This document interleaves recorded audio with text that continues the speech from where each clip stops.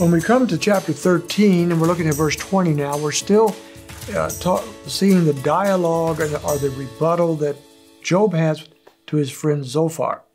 Zophar was the third and final of the main three counselors or comforters that have come to help Job. But Job is not buying into what they're having to say. So he is speaking to them, and he's also speaking maybe to himself or to God. He has a lot he wants to say. He is very confused, as any of us would be if we're going through trials like this, and he wants some answers from God. So we pick it up in verse 15 of chapter 13. We found that he said, I will not abandon the Lord. I will not turn on the Lord no matter what. Even if he kills me, I'm going to stay faithful to him. And that's a great hallmark of Job's life. But by the time we get to verse 20, he's ready to argue with God once again. He wants his day in court. In verse 20, he says, only two things do not do to me. He's talking to God here. So he is praying. He says, two things do not do to me, that I will not hide from your face. First of all, remove your hand from me. And secondly, do not let dread of you terrify me. So the first one, Lord, don't walk away. Don't abandon me. Don't leave me to my suffering and my sins or whatever. Just don't let me go. That's a good prayer. Nobody wants the silence of God. Nobody wants to not know that God is there and is involved in our life, even if we don't understand what he's up to at this moment. And the second thing is he doesn't want to be terrified of God.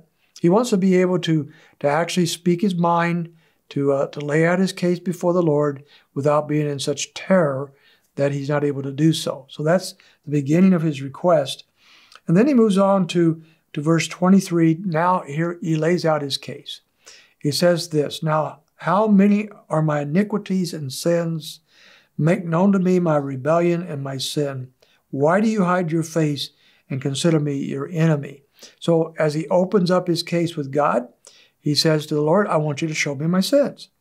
If all of this suffering that I'm going through is a result of my own failures, my own sins, okay, and that's his worldview, that's where he's at, that's where all of his friends are at, then Lord, show me what I have done wrong.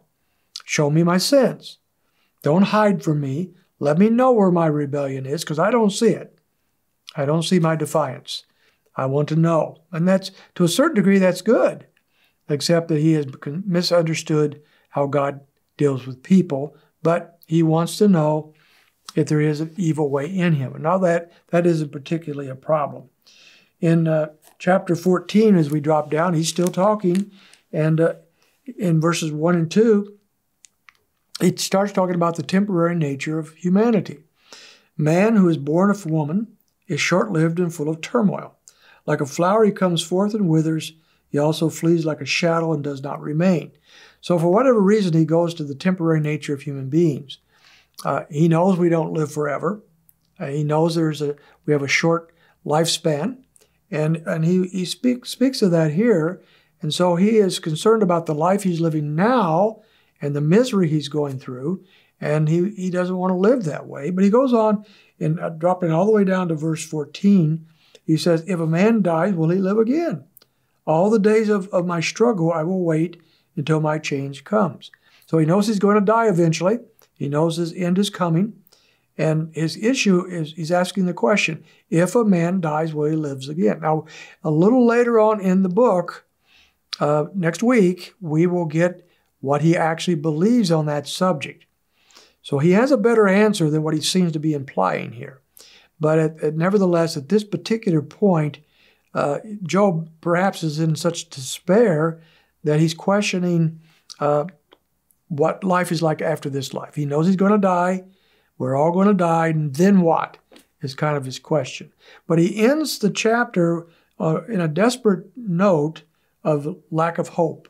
In verse 19 and 20, water wears away stones, its torrents wash away the dust of the earth, so you destroy man's hope. You forever overpower him, and he departs. You change his appearance and send him away. He's accusing God of destroying his hope. So of all the chapters we've looked at so far, of all the responses that Job has made, perhaps this is one of his lowest points. that we've seen so far. He believes that God himself has destroyed his hope. He doesn't see where his sins are. He wants God to show him his sins. He doesn't believe he should be going through all of this, and he is coming to the place of utter hopelessness. This is a man in despair. This is a man who is broken. What is going to go forth from here? Well, we'll pick it up tomorrow as we see another one of his friends step in to try to advise him.